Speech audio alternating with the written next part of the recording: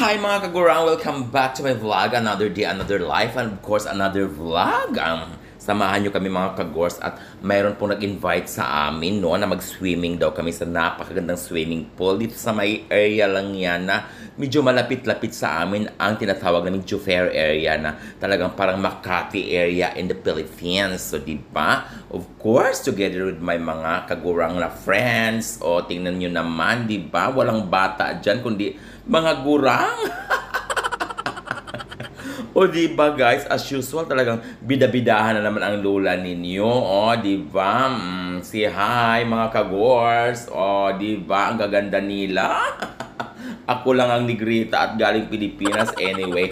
So ayan, so samahan nyo kami dito mga kagors. At dito tayo ngayon sa Jufair at mayroon po pa swimming ang anak-anakan kong maganda. At of course, sinuwerte sa buhay, no? So sana, diba? So, ganyan lang talaga ang roles ko dito, mga kagurs. So, ayan, mga kagurang, tingnan nyo naman ang gaganda ng mga building dito at ang tataas ng mga building. Sus ko, dito pa rin pala kami maligo sa pinaka-tuk-tuk, sa pinaka-rooftop. So, bawal po dito ang may problema sa pag-ibig. Baka naman tumalon, Charles. So, ayan mga kagors, at least natagpuan na talaga namin ang Blow Water Swimming Pool. Diba? Talaga namang ang ganda ng swimming pool ngayon guys, kasi ngayon medyo tag-init ngayon sa kaharian, di ba? Masarap mag-swimming ngayon at ayan yung friend kong napakaganda. Talagang sila talagang punong abala today, di ba? Oh, ayan, pagtiisan nyo ang aking pasalubong na tuyo. Di ba? Guys, mga kagors, ganyan lang kami dito, no? Kahit napakaraming isda dito sa Barin, mas gugustuhin pa rin lang ang tuyo from Philippines. Kasi daw, talagang iba daw talaga ang amoy, maanot-anot. Kaya talaga mga Pilipino talaga, no? Kahit saang bansa, ang hinahanap talaga, ang pasalubong talaga. Number 1 talaga yan, ang tuyo, mga kagurang. O diba, talagang maaaliw na sila. Ang sarap-sarap din naman kasi ng mga tuyo. Lalong-lalo na sa Made in Cebu. Diba? Enjoy! Ayan mga kagurang, andito kami ngayon sa Jufair. Thank you so much for Merlin for inviting us here. Anyway, ayan ayan mga kumari ko parang hindi lang. So ayan mga kagors, diba? Thank you so much pala sa aking kumari na si Miss Eji De Leon. Diba? Kagurang kong kumari, pasensya ka na talaga sa pasalubong ko sa yung garbanzos. Hindi mo naman sinasabing matamis palang garbanzos.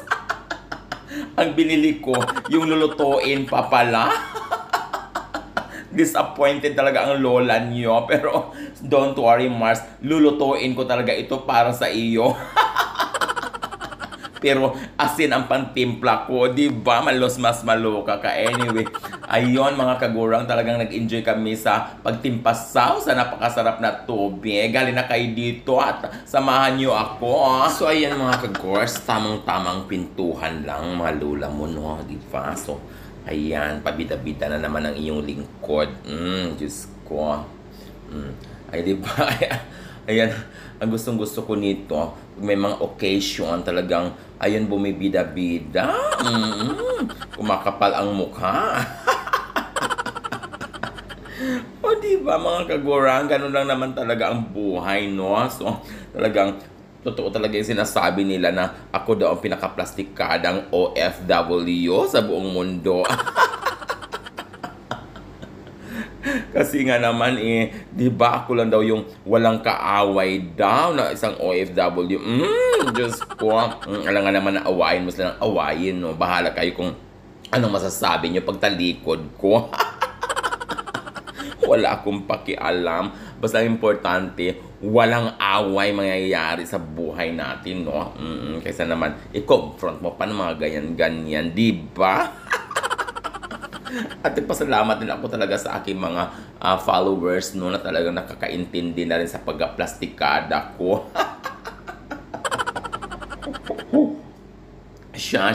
Ayan, mag-enjoy kayo sa aking video, ha? Don't skip the ads. Kala mo naman may ads na.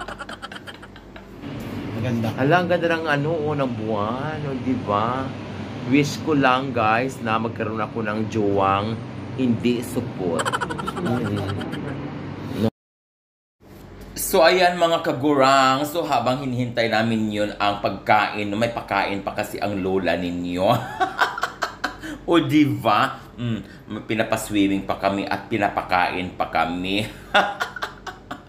Pinagmasdan muna namin dito sa terrace, guys, ang kapaligiran kasi ang gaganda ng mga pailaw dito, lalo na sa gabi sa areang ito. Talagang buhay na buhay ito, diba? Ayan mga kagor, shout out muna pala sa aking mga kagurang dyan, no? Sa aking mga minamahal sa buhay dyan sa Pilipinas. At of course, to all my subscribers all over the world. Ayan, sa mga kagurang kong OFW. So, sana po guys, nagustuhan nyo itong mga walang kakwenta-kwenta kong vlog.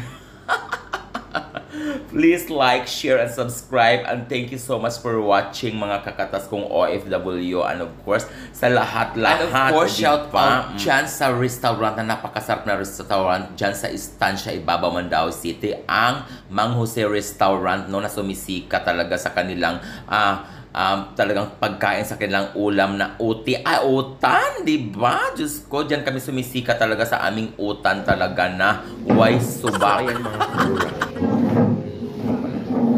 Kaya kasi may pagkain pa yung anak-anakan ko doon sa Julius. Pagkatapos namin makigulo dito sa swimming pool niya, diba? May pagkain pa dito yung lola mo. O tingnan mo. Diba? So when I'm all jacked